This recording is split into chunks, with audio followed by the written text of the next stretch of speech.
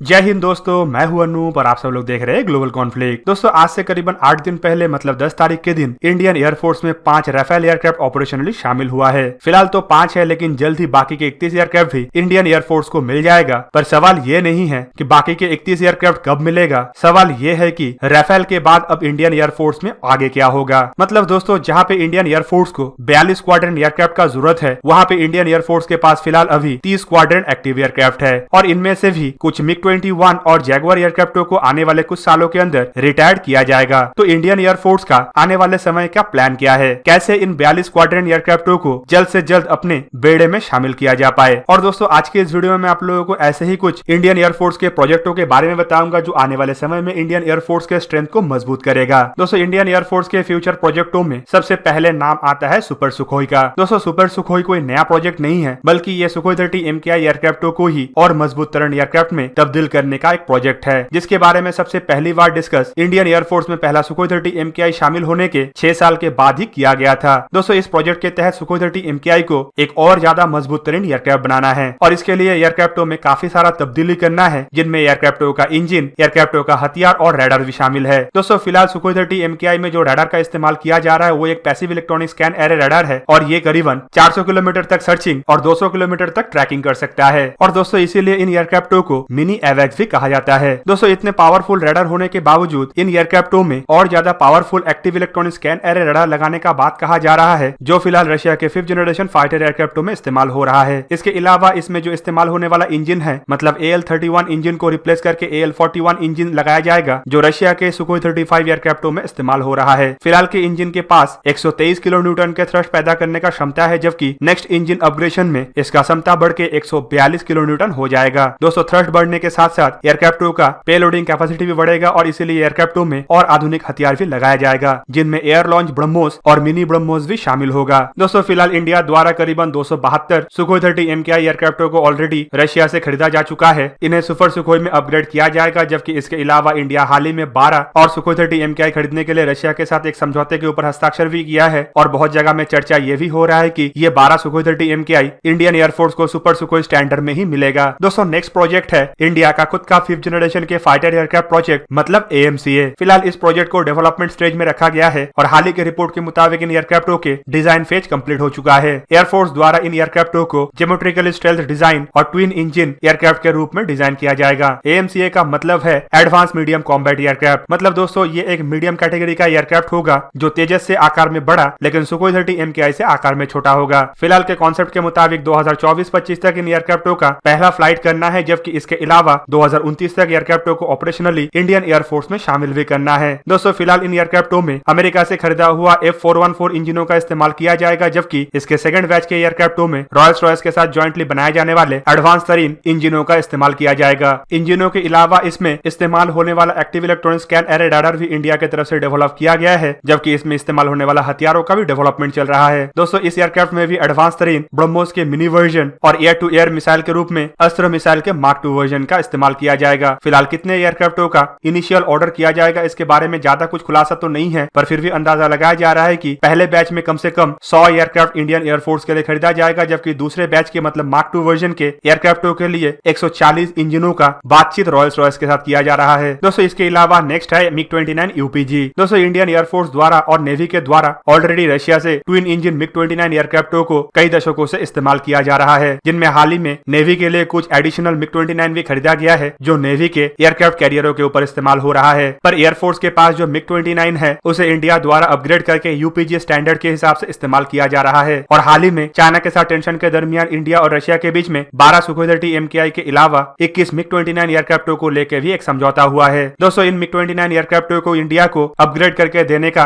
वादा भी रशिया की तरफ से किया गया है, पर इस दरमियान खबर यह भी आ रहा है कि इन एयरक्राफ्टों में एक आधुनिकतम active electronic scan array radar भी लगाया जाएगा, जो ऑलरेडी इंडियन एयरफोर्स के MiG-29 के कैपेबिलिटी से काफी गुना ज्यादा है। मतलब इंडियन एयरफोर्स को जो नया MiG-29 मिलेगा वो इंडियन एयरफोर्स के एग्जिस्टिंग MiG-29 के तुलना में ज्यादा पावरफुल होगा। इवन इन रडारों का खबर आने के बाद चर्चा तो ये भी हो रहा है कि शायद इंडिया को MiG-29 नहीं बल्कि MiG-29 के कीमत में MiG-35 जैसे एडवांस तरीन एयरक्राफ्ट मिल सकता है, क्योंकि इन एयरक्राफ्टों को पुराने एयरफ्रेम में लगभग MiG-35 जैसे ही अपग्रेड करके इंडिया को दिया जाएगा। दोस्तों, इसके अलावा कुछ इंडिजीनियस प्रोजेक्ट और कुछ फॉरेन पार्टनरशिप में ज्वाइंटली किए जाने वाले प्रोजेक्ट भी शामिल शामिल है। चलिए दोस्तों, सबसे पहले कुछ इंडिजिनियस प्रोजेक्ट के बारे में जानते हैं। इंडिजिनियस प्रोजेक्ट में सबसे प्रमुख है तेजस एयरक्राफ्ट। दोस्तों, आप सब लोगों को पता ही है कि हिंदुस्तान एरोनॉटिक्स लिमिटेड की तरफ से इंडियन एयरफोर्स के लिए LCA तेजस मतलब लाइट कॉम्बैट एयरक्राफ्ट तेजस का डेवलपमेंट किया गया है। ऐसा मार्क 1 एयरक्राफ्ट 2 में करीबन 40 एयरक्राफ्टों का ऑर्डर ऑलरेडी दिया जा चुका है, जिनमें से एक स्क्वाड्रन बन के तैयार है, जबकि दूसरा स्क्वाड्रन में हाल ही में फाइटर एयरक्राफ्टों को शामिल किया गया। तेजस मार्क 1 के अलावा जल्द ही इंडियन एयरफोर्स के लिए तेजस मार्क 1 एयरक्राफ्टों को लेकर भी एक समझौते के ऊपर हस्ताक्षर होगा, जिसके तहत इंडियन एयरफोर्स को 83 तेजस मार्क 1 एयरक्राफ्ट मिलेगा। इन एयरक्राफ्टों को लेके फाइनल ड्राफ्ट भी बन चुका है, लेकिन महामारी की वजह से डील के ऊपर हस्ताक्षर होना अभी तक संभव नहीं हो पाया। माना जा रहा है कि 39,000 करोड़ रुपए के लागत से इन एयरक्राफ्टों को इंडियन एयरफोर्स के लिए खरीदा जाएगा और डील के ऊपर हस्ताक्षर होने के 3 साल के अंदर ही एयरक्राफ्टों का सप्लाई शुरू हो जाएगा। तेजस मार्क 1 एयरक्राफ्टों के अलावा एक मीडियम वेट मार्क 2 एयरक्राफ्ट के ऊपर भी काम किया जा रहा है। इन एयरक्राफ्टों को भी बड़े संख्या में इंडियन एयरफोर्स में शामिल करने का इरादा रखा जा रहा है। दोस्तों, तेजस मार्क 2 एयरक्राफ्टों को खाली मार्क 1 या मार्क 1A से आकार या वजन में बड़ा नहीं बनाया गया है, बल्कि कार्यक्षमता में भी काफी ज्यादा इजाफा किया गया है, जैसे कि इसका पेलोड कैपेसिटी और हार्ड पॉइंट का संख्या। एयरक्राफ्टों को मीडियम कैटेगरी के एयरक्राफ्ट बनाने के अलावा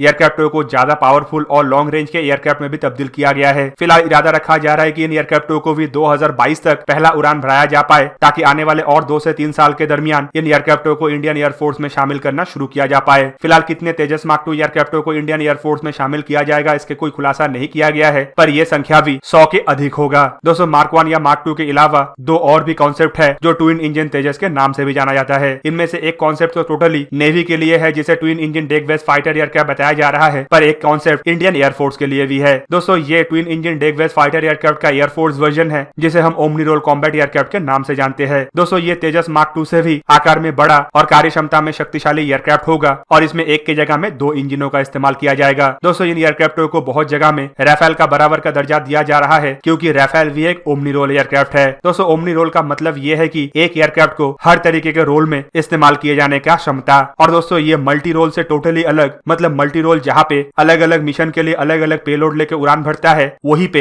एक ओमनी रोल एयरक्राफ्ट अलग अलग मिशन के लिए एक ही साथ अलग अलग हथियारों को लेकर उड़ान भर सकता है। मतलब एक ही शॉर्टीज में एक ओमनी रोल एक से अधिक मिशनों को अंजाम देके अपने बेस लौट सकता है। फिलहाल twin engine deck based fighter aircraft और ओमनी रोल कॉम्बैट एयरक्राफ्ट के टाइमलाइन के बारे में कुछ खुलासा नहीं किया गया है, पर माना जा रहा है कि ये तेजस मार्क 2 और AMCA के पैरेलली डेवलप किया जाएगा। और दोस्तों, सबसे आखिर में है 114 फाइटर एयरक्राफ्टों का टेंडर, जिसे हम MMRCA 2.0 के नाम से भी जानते हैं, और इस टेंडर को पिछले साल ही इशू किया गया था। टेंडर में फिलहाल कुछ बड़े बड़े देशों के बड़े बड़े कंपनी शामिल है, जिनमें बोइंग द्वारा अपने FA-18 super hornet block 3 aircraft का इंडिया को ऑफर किया गया है, जबकि लॉकहीड मार्टिन की तरफ से F-21 फाइटर एयरक्राफ्ट का पेशकश किया गया है। रशिया की तरफ से टोटल 2 फाइटर एयरक्राफ्टों का पेशकश हुआ है, जिसमें मिकोयान कॉर्पोरेशन की तरफ से MiG-35 और सुखोई ब्यूरो की तरफ से सुखोई 35 शामिल है। दोस्तों, इस टेंडर में पहले टेंडर का विनर मतलब फ्रांस के डसॉल्ट एविएशन के राफेल भी शामिल है, जबकि इसके अलावा यूरोपियन मल्टीनेशनल कंपनी का यूरोफाइटर टाइफून और स्वीडन का JS-39 ग्राइफिन भी शामिल है। इसके अलावा अनऑफिशियली F-15 का भी नाम आ रहा है, जबकि बहुत जगह में यह भी चर्चा है कि शायद अमेरिका की तरफ से फाइनल में F-35 का भी ऑफर किया जाएगा। तो दोस्तों, फिलहाल इस टेंडर को लेकर भी बातचीत चल रहा है, और जल्द ही इसे फाइनलाइज करके स्ट्रेटेजिक पार्टनरशिप में भारत में इनमें से किसी एक एयरक्राफ्ट को मैन्युफैक्चर भी किया जाएगा। पर दोस्तों, इस वीडियो में मैं ना ही FGFA और ना ही F-35 के बारे में बताया हूँ, क्योंकि एयरफोर्स चीफ द्वारा हाल ही में बताया गया था कि इंडिया ना ही किसी देश से 5th जनरेशन के फाइटर एयरक्राफ्टों को परचेस करेगा और ना ही FGFA जैसे प्रोजेक्ट ज्वाइंटली बनाने के लिए आगे बढ़ रहा है। तो कुल मिला के इंडियन एयरफोर्स के फ्लीट स्ट्रेंथ को मजबूत करने के लिए और 42 स्क्वाड्रन को बनाने के लिए इन प्रोजेक्टों को रन किया जा रहा है, और देखना यह है कि इनमें से कौन सा प्रोजेक्ट सबसे पहले अपने फाइटर एयरक्राफ्टों को इंडियन एयरफोर्स में शामिल करने का समर्थ हासिल कर पाता है। तो दोस्तों, ये था आज का वीडियो। अगर आपको वीडियो अच्छा लगा तो इसे लाइक कीजिए और मेरे चैनल को सब्सक्राइब कीजिए और साथ में बना हुआ बेल आइकन को भी प्रेस कर दीजिए, ताकि आप मेरा वीडियो देख पाए सबसे पहले। जय हिंद।